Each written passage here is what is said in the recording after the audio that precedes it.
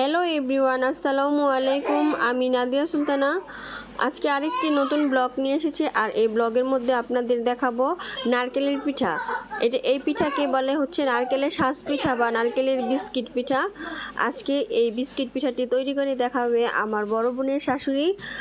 প্রথমে আমরা নিয়েছি তিনটা নারকেলের সাথে নিয়েছি খাবারের সোডা, পরিমাণ মতো লবণ। এগুলো দিয়ে ভালো করে কষলে নিতে হবে যতক্ষণ পর্যন্ত পানি না বের হয়। পানি বের হওয়া পর্যন্ত অপেক্ষা করতে হবে। পানি বের হওয়ার পরে আমরা প্রয়োজন মতো দিয়েছি ময়দা দিয়ে ভালো করে কষলে মরতে হবে।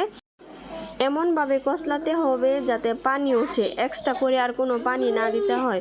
ওই পানির ভিতরে ময়দা দিয়ে ভালো করে একটা ড্রো করে নিতে হবে। আর আমরা খাবারের স্বাদের জন্য দিয়েছি পাউডার দুধ, যাতে খাওয়ার সময় একটু ভালো একটা ফ্লেভার আসে। এখন অ্যাড করে দিব ঘি, আর এই ঘি দিলে পিঠাটা অনেকক্ষণ মচমচ থাকবে আর খেতে খুব স্বাদ হবে। এই তো আমাদের মাখামাখির পর্ব শেষ। এভাবে গুল গুল করে বল করে নিতে হবে। আর আমাদের পিঠার সাজের জন্য নিয়েছি কলা গাছের খোল, আর এই খোল দিয়ে আমরা হচ্ছে এই পিঠাগুলো বিস্কিটের মতো যাতে দেখা যায় ওইভাবে শেপ নিচ্ছি। এভাবে এক এক করে তৈরি করে ফেলবো বিস্কিট পিঠা। আর এই পিঠাটা খাওয়ার সময় মুখে একটু নারকেলের কামড় পরে, এর জন্য পিঠাটা আরও বেশি মজা লাগে।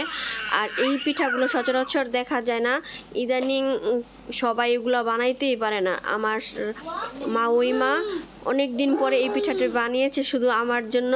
আমি ওই মাকে রিকোয়েস্ট করেছিলাম যে এই পিঠাটা আপনার হাত থেকে আমি খেতে চাই। এর জন্য ওই মা আমার জন্য পিঠাটা বানিয়ে দিল। সবাই দেখেন এই পিঠাগুলো দেখতে যেরকম সুন্দর, খেতেও সুন্দর।